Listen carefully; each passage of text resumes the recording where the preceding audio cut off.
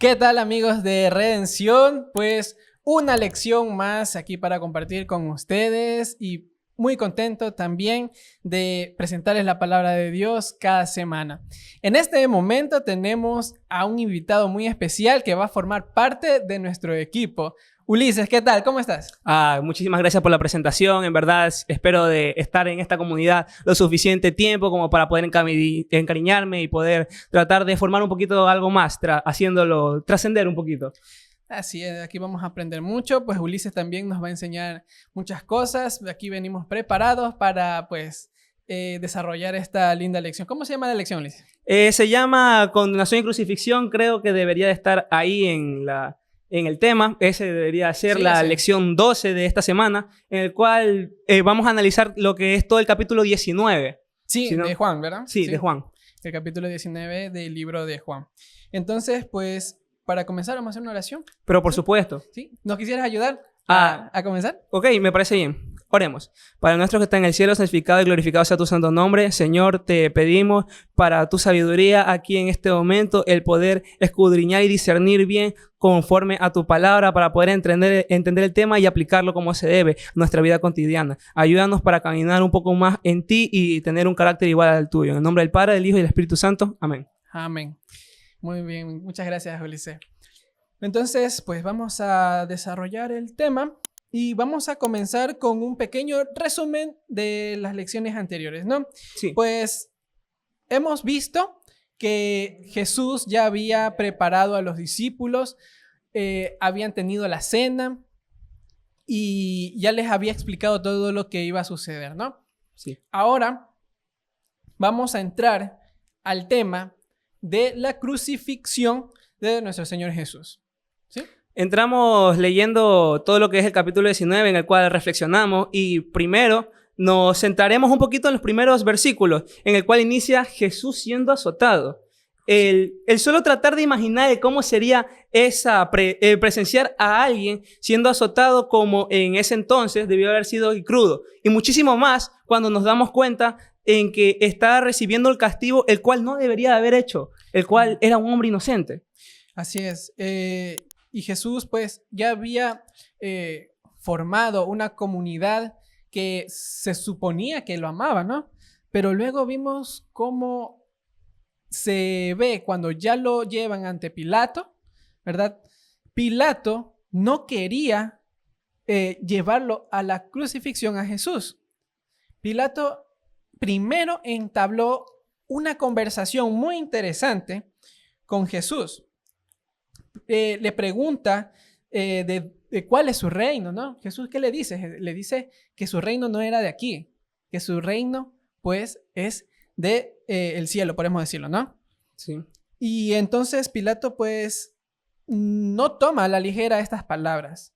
Pilato más bien reflexiona sobre estas palabras y hace lo posible para, pues, liberar a Jesús de estas acusaciones. Claro, bueno, analizaremos un poquito más a fondo en ese aspecto, porque también deberíamos darnos cuenta de que Pilato tenía en cuenta de que Jesús no había hecho nada. Uh-huh. E incluso al ver cómo él pudo haber dicho sobre las cosas de quién era, si era Dios, si es que era cualquier otra cosa, él también tenía en cuenta de que era un hombre inocente al que le estaban diciendo eso. Legalmente, podemos decirlo, ¿no? Legalmente era un hombre inocente, lo cual lo hace impactante porque fue la misma multitud, siendo primero los líderes religiosos, en los cuales hicieron a una voz de querer crucificarlo a Jesús y después se unió a la multitud. Sí. Así es.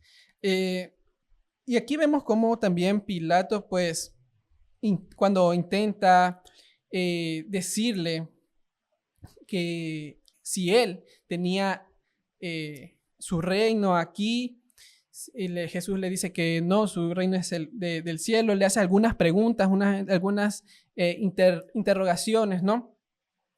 Yo pienso que para hacer tiempo, ¿no? Porque Pilato sabía que, como tú dices, no tenía ningún crimen. Legalmente no tenía ningún crimen. Todo lo que se le estaba acusando era porque los líderes religiosos, según ellos, pues Jesús estaba rompiendo las leyes, ¿no? Las leyes de los rituales ceremoniales o leyes de Moisés que les decían también.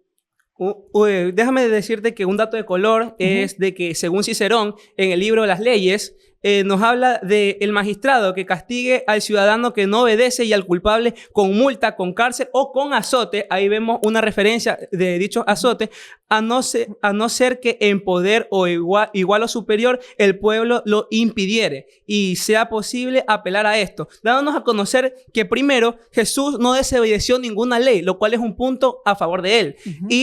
Y aún así recibió los azotes. La otra es que el pueblo mismo pudo haber impedido al conjunto el que se lo den los azotes. Pero también el significado da de que incluso el mismo Pilato, al ser un poder superior, pudo haber que frenado todo esto, pero igualmente no quiso hacerlo. Sí, y es muy interesante de lo que dijiste de las leyes de los judíos. Porque... ¿Y romanos? De los romanos, perdón. Bueno, los judíos también tenían ciertas leyes que iban como a lo espiritual también. Pero eso se va desarrollando más después, porque ellos tenían solamente a Dios como rey, ¿no? Y su único Dios, a Jehová. Pero aún así después nombran a Pilato como su único rey. O sea, hay como el César. Ajá. Al César, perdón. A César como su único rey. Y es como cuando no concuerda lo que decían los líderes religiosos con lo que predicaban. Exacto. De hecho, ahí quisiera hacer un poquito de contraste. Yéndonos al día de 2, en el veredicto, nos damos cuenta que Pilato sí llegó a creer en Jesús, pero hay que tomar eso de forma un poquito minuciosa, dado de que Pilato en sí era romano y le tenía miedo a un castigo divino, pero porque Pilato era un gobernador romano, por lo que es más probable que él creyera en los dioses romanos más que en el único Dios, dando a entendernos de que los romanos tenían dioses como Júpiter, Juno, Minerva, Marte, Venus, y la mayoría de esos compartían similitudes con los dioses griegos. En ese tiempo tenían la creencia de que los dioses podían tomar diferentes formas, entre ellas al ser humano. Así que aunque podría estar creyendo en Jesús, lo más probable, o al menos a mi inferencia, es que lo haya hecho por las razones equivocadas, o creo que es algo que deberíamos de tomar en cuenta. Claro, es que, como tú dices, en ese tiempo las personas eran bastante supersticiosas, ¿no? Y como tú dices, la gente pensaba que los dioses tomaban forma humana. Pues, claro, Dios, Jesús, tomó forma humana. Básicamente, sí tenía a Dios en su presencia. Y por eso Pilato, pues, no se quiso meter en ese asunto e intentó de todo para librar a Jesús. Aquí en la lección también nos menciona, la reacción de Pilato reflejaba su pavor de encontrarse con un ser divino que podría vengarse de cualquiera que lo maltratara. Exacto. Y Pilato, pues, intentó de todo. Y por eso también quiso lavarse las manos. Y lo hizo físicamente y también simbólicamente. Pero sin darse cuenta de que lavarse la mano también era rechazar a Jesús, de cierta manera. Sí, yéndonos un poquito más adelante, en lo que él primero, como tú dijiste, tuvo miedo por una divinidad, un poder divino para con él, fue e intentó provocarlo a Jesús con la liberación de él, porque él le preguntó de dónde es que él venía y quería saber eso para una confirmación que era algo divino. Pero Jesús decidió el no contestar en esa pregunta. Yo quisiera hacer una pregunta ahí. ¿Se puede decir que Jesús pudo haber sido tentado en ese momento? Sí. Yo pienso que Pilato intentó como saber como cumplir esa curiosidad, alimentar esa curiosidad de saber si Jesús era el rey, el Dios, que la gente estaba pues hablando mucho. Y entonces veo que Pilato intentó de todas formas sacar la divinidad de Jesús. Claro. Y Jesús pudo haberlo hecho. Jesús pudo haberle mostrado las huestes angelicales, pudo haber mostrado su poder, haber hecho algún milagro. Pero Jesús ya había hecho muchas cosas y creo que él ya limitó ahí no contestar. Sí, él ya creo que no tenía nada más que demostrar porque ya lo había hecho. Con respecto a la pregunta que planteé, también quisiera saberlo a ustedes, que nos digan en sus comentarios si es que se puede considerar que Jesús fue tentado en ese momento, el sí, el no o el por qué. Esperamos su respuesta también. Continuando, Jesús le termina dejando en claro a Pilato que él no tiene nada que ver sobre la vida y la muerte, y su fugaz interacción hizo que Pilato tratara de liberar a Jesús. A pesar de lo poquito que fue, trató de hacerlo, pero la multitud lo amenazó con alguien con más poder político que él, el César. Así es.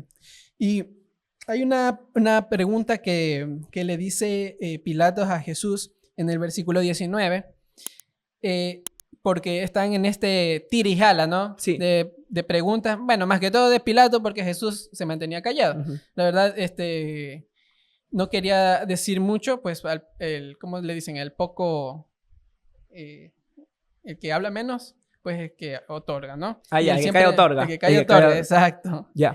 El que otorga. Entonces, pero Pilato quería sacar más información. Y le dice, en el versículo 10 del capítulo 19, ¿te niegas a hablarme? Dijo Pilato. ¿No te das cuenta de que tengo poder para ponerte en libertad o para mandar que te crucifiquen? Exacto. Pues ahí estaba como que poniéndole las cartas sobre la mesa, ¿no? Pero Jesús, con una respuesta contundente y firme, le dice: no tendrías ningún poder sobre mí si no se te hubiese dado de arriba, o sea, de Dios. Exacto. O sea, claramente le dice, tú no tienes nada, o sea, todo lo que tienes aquí es porque yo te lo he permitido, porque Dios lo ha permitido. De forma básica, se puede decir. Y luego Jesús sigue, por eso el que me puso en tus manos es culpable de un pecado más grande. Y entonces como que Pilato ya comenzó a dudar. Aquí sí se va a armar, ¿no? Aquí. Exacto. Y tuvo, se puede decir, al menos un poquito en el fondo de su corazón, esas intenciones. Pero como contraste también, por miedo al César, que pensara que Pilato quería rivalizar con él, cedió ante la multitud, porque era la multitud lo que le exigía, dado que la multitud fue que le dijo que iban a ir en contra, si es que no lo hacía, era porque iba en contra del César. Así que nos deja claro que la multitud prefirió a un rey terrenal que al rey espiritual, lo cual parece más sorprendente, dado que la preferencia que hubo a la crucifixión que a la Pascua. Recordando ahí de que iba a ser viernes, era previo a lo de la Pascua, se iba a terminar el viernes, era por medio de lo de la Pascua y todo eso. Eso tenía un contexto bastante religioso de una manera muy fuerte. Claro, y podríamos decir de una forma santa también. O sea, imagínate, pongámonos en contexto. Estamos en la iglesia, bueno, somos miembros de la iglesia y el día viernes comenzamos a pedir que manden a la cárcel o a pena de muerte a alguien que no hizo nada malo. Y lo pedimos y lo exigimos, no, esta persona merece morir. Y luego al siguiente día a la iglesia, a cantar, gloria a Dios, oramos, sea exaltado, ¿verdad? Es que no solamente era un sábado en sí, se puede decir, es que era un sábado y encima de eso la Pascua. Entonces es como que era muy contradictorio lo que hacían los líderes religiosos y también el pueblo, porque no solamente, porque los líderes religiosos incitaron al pueblo. ¿Por qué? Porque cuando presentaron a Jesús y a Barrabás, no había todavía ese abucheo, ¿no? No había. Entonces los líderes tenían como ese miedo de que soltaran a Jesús, ¿no? Y ellos fueron los que impulsaron a decir, crucifíquenlo, crucifiquen a Jesús, crucifíquenlo. Y entonces el pueblo comenzó también a seguirlo. Fueron los primeros en alzar la voz y después todo el pueblo se unió como una sola. Así es. Entonces ahí es como vemos que Pilato les dio tantas oportunidades también sin saberlo, pero le dio oportunidades al pueblo de aceptar a Jesús como su rey. Pero, ¿qué hizo el pueblo? Pues lo rechazó. Hay una de las frases en la cual es bastante destacable ahí por lo que se puede decir que se repite, y es el de no ha hecho nada, que eso resalta la injusticia del castigo de Jesús que recibe, y no solamente de la injusticia del castigo, sino también de su sentencia. Así vemos, ¿no? Como básicamente el pueblo lo rechazaba solamente porque otros no lo querían. Los líderes religiosos tenían miedo de Jesús por el poder que tenía. Los líderes religiosos sabían el poder que tenía Jesús. Exacto. Yo quisiera hacer como que un poquito de reflexión que para demostrar y destaquemos que Pilato estuvo a nada de liberar a Jesús, pero se vio influenciado por el miedo del pueblo principal al ser amenazado por contarle con el César, que tenía un poder terrenal mucho más grande que él. Y creo que ese es un problema que fácilmente nosotros podemos sentirnos identificados y capaz el problema de ese problema para poder evitarlo es estar un poco más centrado en el ámbito espiritual que en los problemas terrenales, a pesar de que los problemas terrenales sean lo que más nos abruman. Sí, y podemos nosotros hacer una comparación o hablar del pueblo en ese entonces, pero apliquémoslo en nuestra vida, ¿no? ¿Qué haríamos en ese momento? Pongámonos en la posición de Pilato. Tenía el poder de liberar a Jesús y no lo hizo. ¿Por qué? Por el miedo, como tú dijiste. Nosotros también nos pasan ciertas cosas similares por el miedo a aceptar o decir a los demás que somos cristianos, que amamos a Dios, o de compartir una oración. O incluso ni siquiera de eso, sino de hacer una acción que es correcta. Exacto. A los ojos de la multitud. Y nos da miedo. Y nos da miedo, vergüenza. Entonces ahí viene la pregunta, ¿qué harían ustedes en este momento y cómo podrían ustedes fortalecer su vida espiritual para realizar las cosas que son buenas, pues, ¿no? Las cosas correctas? Otra cara de la moneda, se podría decir, es que están los dirigentes religiosos y el cómo sus creencias y valores de ellos creían que era correcto la muerte de Jesús. Y aunque era la profecía y una promesa que se debía sí o sí cumplir, también debemos de tomar en cuenta la forma en la cual fueron recibiendo a Jesús y el cómo lo trataron. Podemos tener también una similitud en la vida cotidiana nosotros al no tener bien claros nuestros valores por no estar de acuerdo a la palabra de Dios. Sí, y es impresionante que nosotros tenemos el poder de decidir hacer lo correcto. Y hay momentos en donde simplemente no lo hacemos por el que dirán, por tal vez mis amigos no me vean tan genial, o porque está pasado de moda. Él es religioso, no lo inviten el sábado a ver el partido. Yo no, chutica. Sí, o sea, ya te ponen ahí en... Ya están condicionales ahí, ya son condicionales. Y ahí es donde también nosotros queremos evitar ese dolor, ¿no? Pero también a veces hay que reconsiderar... Por esa aceptación social, se puede decir también. Claro, nos da miedo ser rechazados. O sea, y eso también le pasó a los discípulos, a Pedro, ¿verdad? Sentirse acorralado. Y tener que negar. Y lo negó 3 veces. Pero, pues esa es la vida de un cristiano. Como lo dijo Pablo, vamos a sufrir en este mundo. Nos van a rechazar, y Jesús también lo mencionó, nos van a insultar, todo por seguir a Jesús, por pronunciar el nombre de nuestro Señor Jesús. Pero así toca. Nosotros tenemos que estar firmes en el amor de Dios. Amén. ¿Verdad? Entonces seguimos con la parte de la crucifixión. El día 3. Con el día 3. Y hay algo muy genial, porque al parecer nosotros decimos, no, bueno, Jesús lo llevaron a la crucifixión, le hicieron el juicio y todo, no pudo salvarse de eso. Pero Jesús menciona algo muy importante que dice, a mí nadie me quita la vida, yo la entrego. Ya sé por dónde va. Quisiendo hacer una apertura, más que nada, que conocemos que Jesús era el Cordero de Dios, siendo Dios él mismo. Y haciendo una referencia a Éxodo de Dios diciendo, yo soy el que soy. También aplica para Jesús, siendo el único que podría habernos salvado a todos en la cruz, esa misma la que era una pena destinada para lo que eran los rebeldes, los esclavos fugitivos y aquellos que eran condenados por traición al imperio. Se consideraba una forma de castigo bastante ejemplar, destinada no solo a matar a los culpables, sino también a provocar una inspiración que dejó para la posteridad. ¿Por qué? Porque era un castigo bastante cruel. Claro, la crucifixión en ese entonces era una era una de las prácticas para los judíos demasiado deshonroso. ¿Y por qué? ¿Por qué era deshonroso? A los que los crucificaban, los desnudaban.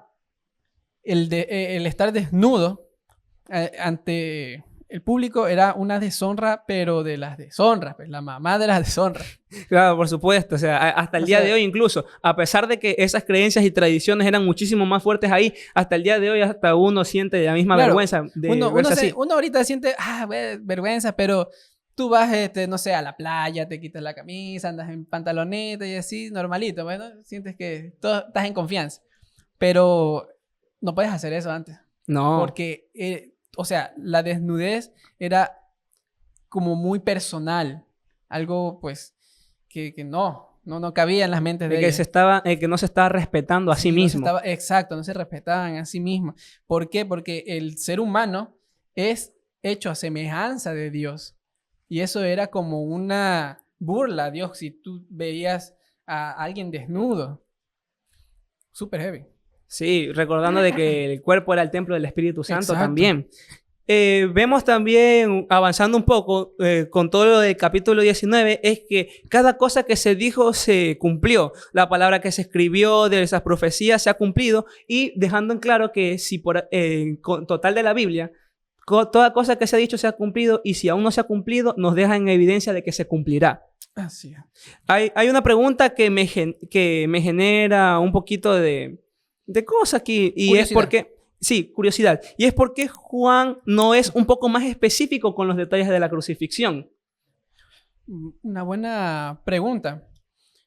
Porque aunque sabemos que en los evangelios tenemos bastante, podemos decirle contexto, no en todos sus detalles, pero sí bastante contexto de lo que le sucedió a Jesús, por dónde estuvo, quiénes estuvieron con Jesús.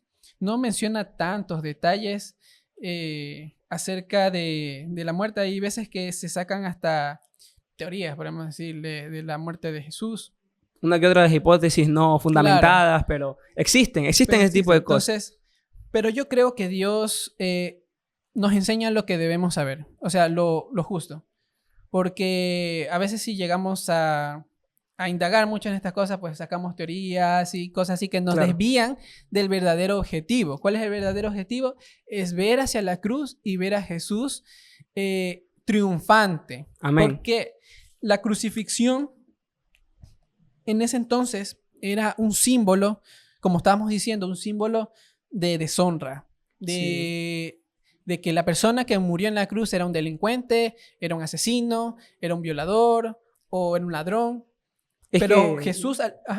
Bueno, sí, es de que eso debió para uno haber sido difícil, el solo, exacto, todo lo que significaba aún ahí, sin tener ninguna culpa. Ahora, aparte, para mí fue difícil el cómo Jesús debió ver el rostro de su madre con el corazón capaz en la mano del dolor que debió haber sentido de ella ver a su hijo, que sabe que no ha cometido nada malo, crucificado como si fuera un vil y sucio criminal.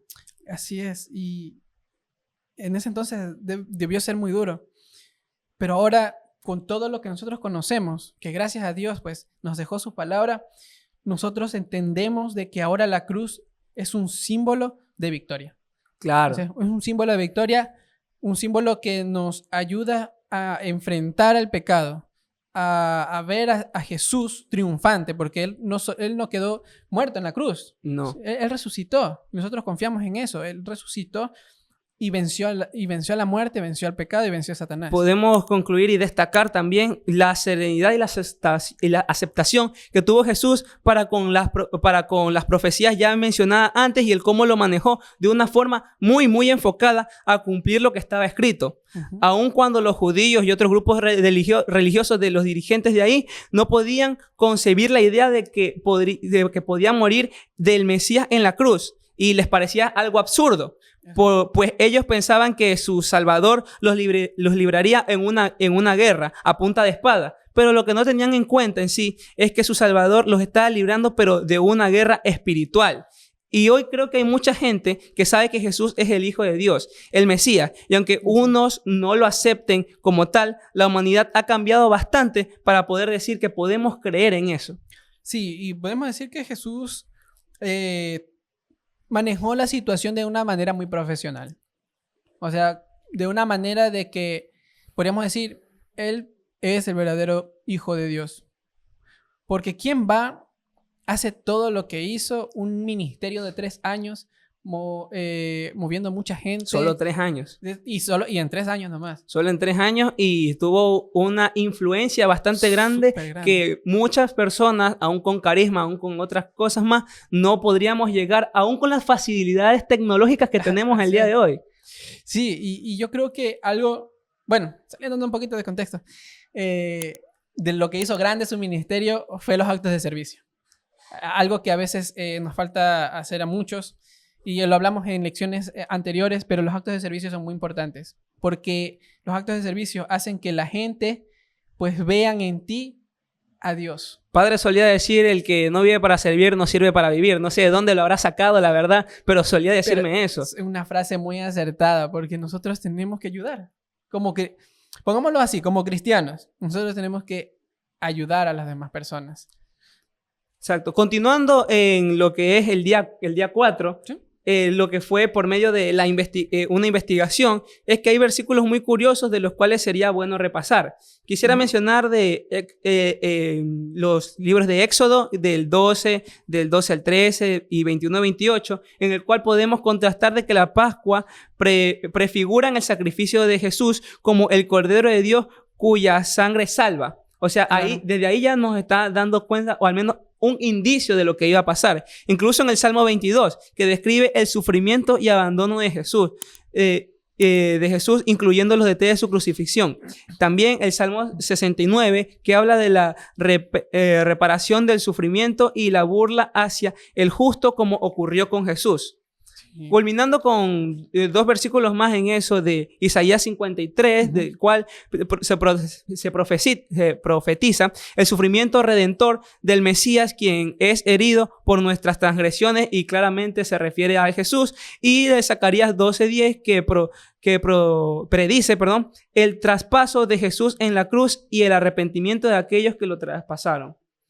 O sea, de ahí, de todos esos libros, y que son unos pocos, que hay más, pero se pueden decir que son de un poquito más fuertes y hacen una mención menos sutil, todo se está armando para lo que ya se nos había prometido desde el mismo Edén. Claro, sí. El cual podríamos ser salvados.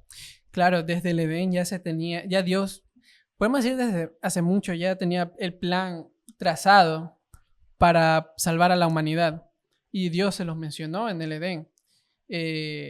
La profecía de la mujer que tendría su descendencia, y la serpiente que pues iba a morderle al talón, pero ella le iba a pisar la cabeza, ¿no? Y me gusta cómo el salmista David, en el Salmo 22, dice las mismas palabras que menciona Jesús, ¿no?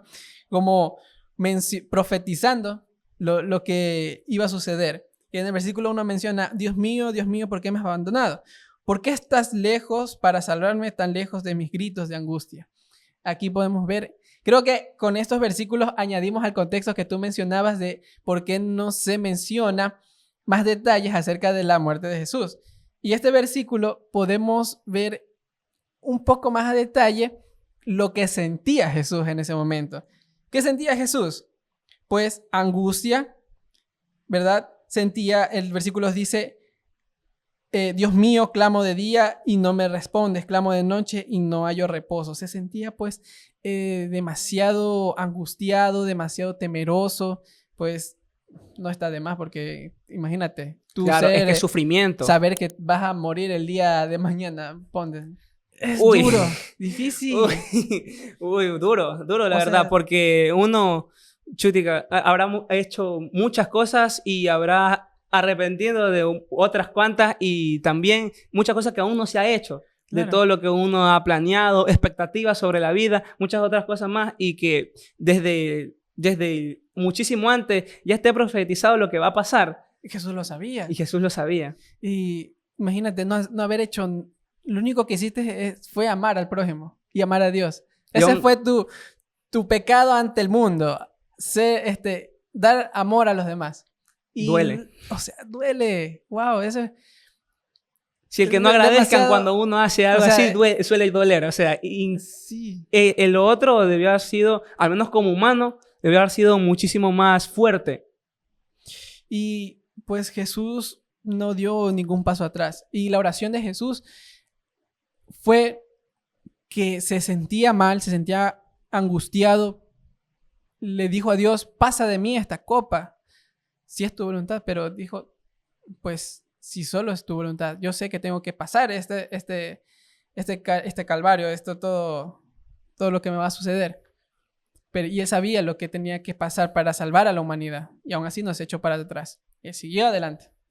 Eso lo podemos repasar un poquito más en el día de la muerte y la sepultura, en el día 5, el cual nos damos cuenta de cómo se cumple la profecía también del Salmo 69 y la existencia de los paralelismos que hay, pues si prestamos atención a los detalles, las cruces no eran tan largas y al que se los crucificaba no llegaban tan alto. Después surge ese, como ya dije, un paralelismo con el hisopo, ya que la esponja que tiene ahí por medio del hisopo da coherencia con lo que se pintaron las puertas en las casas de Egipto en el tiempo de las plagas, que también se conecta con la Pascua porque fue ahí en donde se sacrificó un cordero y el mismo cordero representaba a Jesús. Así es. Todo estaba conectado desde ahí. Siempre fue así, un paralelismo. Y Jesús, como tú mencionabas en la cruz, cuando lo crucificaban a alguien, las maderas no eran tan largas. Entonces, ellos quedaban en una posición en la que pues no podían respirar. Y por eso es que le rompían las piernas para que se ahogaran. Entonces, ya pues, Jesús no llegó a ese punto porque cuando él dijo, hecho está, él había entregado su vida, como él lo mencionó. Él entregó su vida y murió. Claro, y yo quisiera retomar lo que tú dijiste anteriormente y con este dato de color, que la muerte por la cruz podía durar desde las 12 horas hasta varios días dependiendo de las condiciones mencionadas. Por ende, queda implícito ahí que fue el mismo Jesús quien dio y nadie más lo hizo de una forma a la cual pudiera cumplir también con lo que estaba escrito y especificaste en el capítulo 19. ¿En qué se basa esto? En que él mismo dio su vida. Nadie más se la quitó. Solo él. Hasta en eso mismo, él fue el que tuvo control bajo la cruz, a pesar de cómo estaba. E incluso ahí fue tan bien planeado que, como se dijo ahí mismo, se cumplieron las cosas que se habían escrito. Así es. Y en el mismo día, por así decirlo, ¿no? Que fue Pascua. En el día donde se sacrificaba el cordero. Y entonces ahí se hace el paralelismo, pues que Jesús él fue el cordero. Exacto. Y se culminaban las leyes sacerdotales. Avanzando, también vemos a continuación la llegada de otro discípulo de una forma muy repentina, abrupta se podría decir, el cual lo seguía a escondidas por el miedo y también la aparición de alguien ya antes mencionado, Nicodemo. Mucho más empático y más creyente de lo que se nos había mostrado antes. El famoso Nicodemo. Hemos hablado un poquito de Nicodemo en estas lecciones también, que fue un líder religioso muy respetado, muy inteligente también, pero tenía ese miedo a seguir a Jesús. Tenía ese temor de perder las influencias políticas. Entonces, y religiosas también. Religiosas también. Y vemos aquí cómo Nicodemo deja de lado ese orgullo y trata de darle una mejor sepultura a Jesús. Pero qué triste saber de que le das las mejores atenciones a una persona que está muerta en vez de que cuando estaba viva. ¿Qué piensas sobre eso? Algo fuerte. Es que también somos humanos y no solemos valorar las cosas hasta que está en ausencia, se puede decir, porque damos muchas cosas por sentado. Damos por sentado que mañana vamos a seguir viviendo, damos por sentado que de aquí en 5 minutos no nos va a dar un paro cardíaco, damos por sentado de que vamos a seguir teniendo oxígeno, vamos a seguir respirando. Damos muchas cosas por sentado y muy cómodamente, en la cual deberíamos estar agradecidos por este momento, el poder estar compartiendo la palabra de Jesús, el poder conversar contigo, el tratar de nutrirme con muchas otras cosas personas y mucha experiencia se puede decir.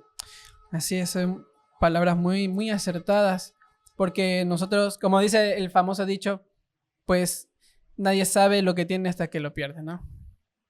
Sí, bueno, casi por terminar así, vemos que Jesús controló su muerte hasta el punto en el que se cumpliera lo que está escrito. Y yo me pregunto ahí si es que también controlaba lo que sucedía después de su breve muerte en ese sentido, pero netamente Jesús, no Dios en sí, sino Jesús. ¿Habrá sido de que aún después de muerte seguía controlando las cosas? Pues eso lo sabremos cuando Jesús mismo en persona nos lo diga, la verdad. Ahí quisiera saber también... Bien, sí, escriban en los comentarios, sí, nos gustaría saber qué opinan de estas preguntas que nosotros les hacemos. ¿Qué piensan ustedes? ¿Jesús estaba al control después de haber muerto, descansado, pues, en la tumba? ¿O no? Pues, igual le vamos a estar leyendo. Entonces, bueno, vamos a culminar esta lección, pero maravillosa, que siempre hablar de Jesús es demasiado emocionante y nos hemos llevado un poquito de tiempo aquí, pero siempre contentos, siempre predispuestos a compartir la palabra de Dios. Espero de que les haya gustado en esto, al menos mi participación, el tratar de poder un poquito más, el poder estar aquí, poder concentrarnos, poder nosotros discernir más con respecto a la palabra. Así es. Y siempre estar conscientes de que Jesús nos amó. Y Él murió por nosotros, murió por ti, murió por mí, murió por Ulises. Amén. Y pues nosotros tenemos que agradecer, tomar ese sacrificio y compartirlo con los demás, para que los demás también sean libres. Entonces, vamos a hacer una oración para culminar y pues terminar con la lección. Padre bendito que está en la altura de los cielos, mi Dios, te damos gracias porque esta lección estuvo muy lleno de enseñanza, gratificante. Que tu Espíritu Santo siga con nosotros, con nuestros amigos que nos están viendo. Sigamos compartiendo la palabra de Dios, nos sigas permitiendo, Señor, estar aquí, que las personas que nos ven puedan compartir con los demás este hermoso mensaje del Evangelio, de la muerte de nuestro Señor Jesucristo y de la resurrección de nuestro Señor Jesucristo, y que pronto va a venir para llevarnos con Él. Te agradezco, Padre, por todo lo que tú nos das. En el nombre de Cristo Jesús. Amén. Amén. Listo, mis amigos, pues nos despedimos hasta la próxima lección, ¿verdad? La lección número 13 sería, ¿no? Estaríamos esperando, espero que ustedes también nos estén esperando. Así es. Y bueno, nos despedimos con nuestros amigos. Adiós. Chao.